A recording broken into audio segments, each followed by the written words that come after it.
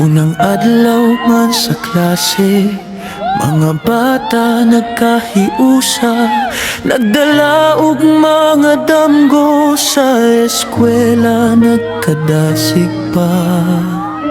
Apan kalit lang ni uyog ang yuta nga among gitumba, kasing-kasing ng urog, samtang tanan nagampo sa kahadlok nga gibati. Sarangani ug mga baybayon, naapektuhan sa kusog nga linog. Mga pamilya nangitag kalinaw, nagkahiusa sa paglaom.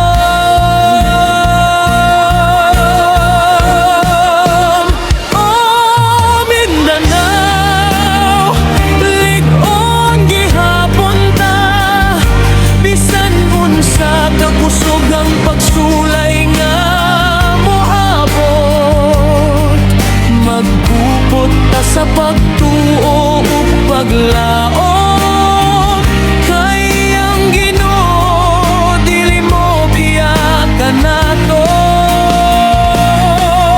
Sa luhaw kahadlok nga atong nasinati, magbarug gihapon ta, usa ka Mindanao nga malig-on.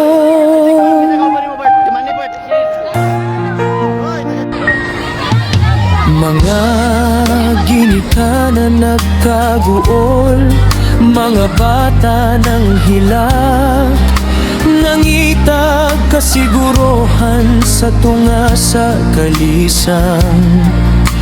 Apan sa matag kamot nga motabang ug matag pag-apo nga madungog, makita nato ang gugma nga naghiusa sa katawhan.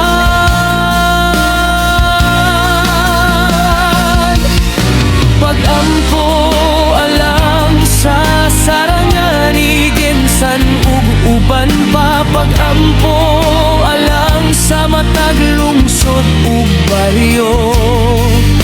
Pag-ampo alang sa mga bata nga nangahadlok, ug sa matag pamilya nga nanginahanglan og kusog.